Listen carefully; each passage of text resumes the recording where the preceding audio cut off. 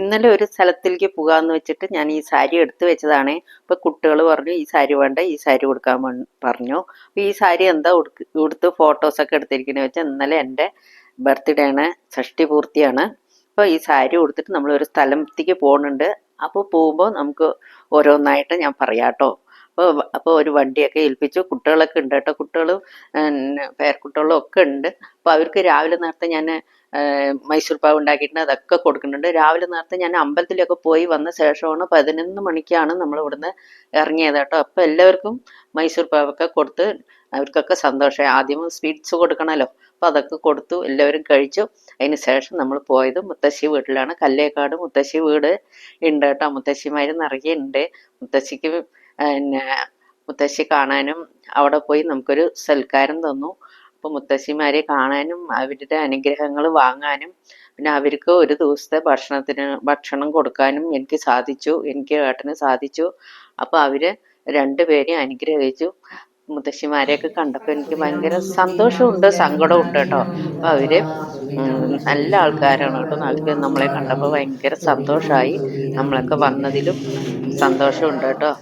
നമ്മൾ പിന്നെ അതൊക്കെ പൊന്നാടയൊക്കെ നമുക്ക് ഒന്ന് ഇട്ട് തന്ന ശേഷം അവർ നമ്മളെ അനുഗ്രഹിച്ചു കഴിഞ്ഞു.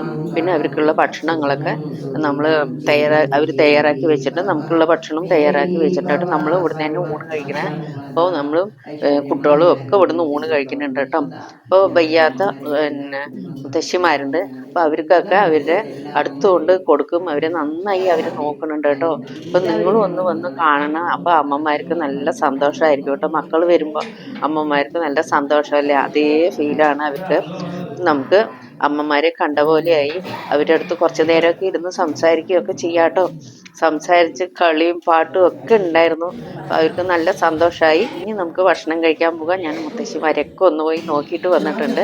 അപ്പോൾ അവർക്കുള്ള ഭക്ഷണങ്ങളൊക്കെ ചോറൊക്കെ വിളമ്പിക്കൊടുത്ത് കുട്ടികളും നമ്മളും ഒക്കെ ആയിട്ടൊക്കെ വിളമ്പി കൊടുത്തിട്ടുണ്ട്. പിന്നെ അവരൊരു പ്രാർത്ഥന കഴിഞ്ഞ ശേഷം അവർ ഭക്ഷണം കഴിക്കാറുള്ളൂ. അപ്പോൾ അവർ പ്രാർത്ഥന തുടങ്ങിയിട്ടുണ്ട് കേട്ടോ. പ്രാർത്ഥിക്കുകയാണേ.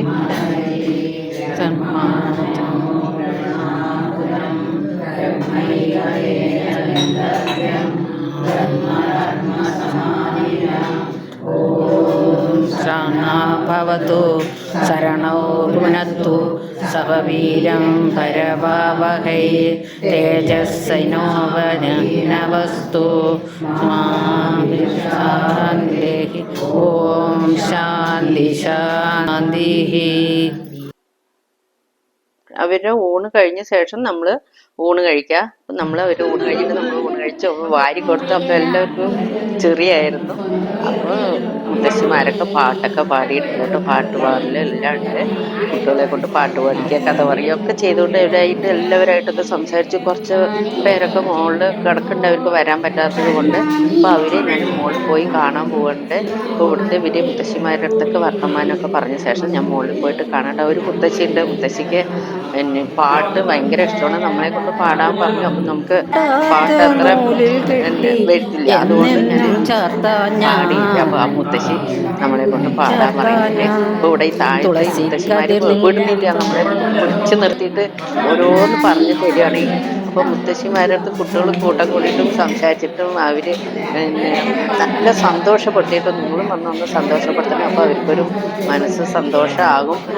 ഞാൻ അതൊക്കെ കഴിഞ്ഞ ശേഷം ഞാൻ കുട്ടികളെയൊക്കെ കൂട്ടിയിട്ട് വരുമായിരിക്കും പോകും കേട്ടോ. അപ്പോൾ സമയം 1 മണി കഴിഞ്ഞു. അപ്പോൾ മുകളിൽ പോയി ഭവാനി മുത്തശ്ശി ഉണ്ട്. ഭവാനി മുത്തശ്ശി ഒരു പാട്ടൊക്കെ പാടും കേട്ടോ. യൂരപ്പ ഭഗവാനെ ഉണ്ണുഗുരുവായൂരപ്പ കൃഷ്ണ കൃഷ്ണന്റെ പാട്ടാണ്. ഭഗവാന്റെ മായാവിലാസങ്ങൾ കൃഷ്ണനെ ആഹാരം തരാന്ന് പറഞ്ഞിട്ട് പാട്ട് പാടുകയാണ് കേട്ടോ.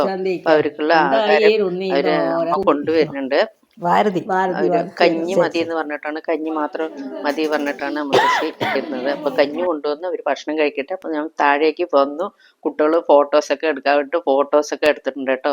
ഫോട്ടോ എടുത്ത് മീനുക്കുട്ടി മുത്തശ്ശിയുടെ അടുത്തിരുന്ന് പാട്ട് കേൾക്കുകയാണ്, അപ്പൊ എത്തി നോക്കാണ്. നമ്മൾ ഫോട്ടോസൊക്കെ എടുത്തു. മറ്റുള്ളവരൊന്നും അവരൊക്കെ വെളിയിൽ മുത്തശ്ശിമാരെ നോക്കാൻ പോയിരിക്കുകയാണ് കേട്ടോ. അപ്പം ഈ മുത്തശ്ശി നല്ല രസമുണ്ട് ഓരോരോ കഥകളൊക്കെ പറഞ്ഞു കൊടുത്തിട്ടും. പിന്നെ അവർ എല്ലാവരും ഓരോരോ മുത്തശ്ശിമാരുടെ അടുത്തും പോയി സംസാരിച്ചു. നമ്മൾ വയ്ക്കുന്ന ഭാഗങ്ങളിലൊക്കെ പോയിട്ടും. അപ്പോൾ അങ്ങനെ എല്ലാം റെഡി ആയിട്ടുണ്ട്. സമയം 1 മണിയായിട്ടോ. 1 മണിയായപ്പോൾ നമുക്ക് സമയമായി ഗുരുവായൂരെത്തണ്ടേ. നമ്മൾ ഗുരുവായൂർക്ക് പോകാമെന്ന് എല്ലാവരും പറഞ്ഞു. അപ്പോൾ ഇവർ പാട്ടൊക്കെ പാടി കഴിഞ്ഞ ശേഷം നമ്മൾ എല്ലാവരുടെ അടുത്തും യാത്ര പറഞ്ഞു. ഇനിയൊരു ദിവസം വരാട്ടോ എന്ന് പറഞ്ഞിട്ടാണ് നമ്മൾ അവിടുന്ന് ഇറങ്ങിയത് കേട്ടോ. മുത്തശ്ശി വിടുന്നില്ല, പാട്ട് പാടിക്കൊണ്ടേയിരിക്കണേ. നിങ്ങൾ ഇരിക്കൂ, പോക, ഇനിയൊരു ദിവസം വരൂ എന്നൊക്കെ പറഞ്ഞ് നമ്മൾ ഇറങ്ങുമ്പോൾ അവർക്കൊരു നല്ല വിഷമമായി. നമ്മൾ ഗുരുവായൂർക്ക് പോകാൻ പുറപ്പെട്ടു. ഇങ്ങനെ ഗുരുവായൂരെത്തിയ ശേഷം വണ്ടി ട്രാവലിലൊക്കെ ഇറങ്ങിയ ശേഷം നമ്മൾ ഓരോരോ ചായ മാത്രം കുടിച്ചു. അപ്പോൾ സമയമില്ല. അപ്പോൾ നമ്മൾ ഗുരുവായൂർ അമ്പലത്തിലൊക്കെ പോയി ഉമ്മറം കവാടമൊക്കെ കടന്ന ശേഷം നമ്മൾ പിന്നെ ഗുരുവായൂരപ്പനെ വെറുതെ കാണാൻ പറ്റില്ലല്ലോ. കവാടം കടന്നാൽ തന്നെ നമുക്ക് കൃഷ്ണന്റെ ഫീലിംഗ് അങ്ങനെ വരും. നമുക്ക് നമ്മുടെ മനസ്സിലുള്ള സങ്കടങ്ങളൊക്കെ അങ്ങനെ പുറത്ത് വരും കേട്ടോ. അപ്പൊ നമ്മള് പിന്നെ കവാടമൊക്കെ കടന്നു.